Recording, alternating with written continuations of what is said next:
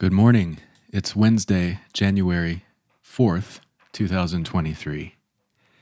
And I'm coming to you with today's vlog. Maybe I should think of a more creative name for these. The moon is almost full. I think it's at 95%.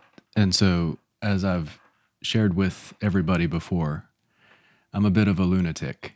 And when the moon starts approaching being full, I feel a little bit of a change in my energy, and sometimes that manifests as not sleeping as deeply, waking up even earlier. So I'm saying all that to say I'm kind of moody, and I'm not feeling inspired to sharing anything profound. But what I thought I would do is I'll share one of the projects that I've been working on recently is to try to organize all of my photographs and archives, and I have all kinds of stuff that I've accumulated that I associate with memories. But I've been organizing and scanning and even actually printing paper copies of photographs so that they're not just digital. I don't know. I'm having fun, and it's inspiring. And it's allowed me to process and experience memory and memories of experiences in different ways. I think you'll understand that.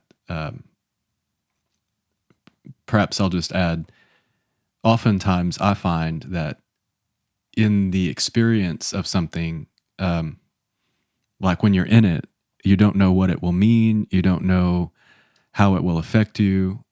You're just having the experience. And then later, upon reflection, sometimes it takes on new meaning because you've grown and you've evolved. And so in my experience, memory is sort of transient that way. So I thought I would share one really lovely memory, and I'm going to share some photographs of a creative collaboration and experience that I had. And before I share them, I'll put the images up on the screen, and I have the printed copies here that I just saw in my stack. So I will forewarn you. These are going to be photographs of a photo shoot I did that may be considered suggestive.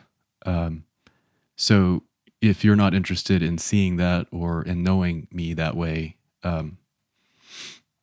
you can just use your imagination to experience what I'm about to share, and then you can click off from this video and not expose yourself to the images. Okay. There you go. I've been considerate of anybody who may not want to know me that way. So a few years ago, actually around the same time as the beginnings of what I'll refer to as a sort of spiritual awakening or opening up process for me, one of the ways that manifested was to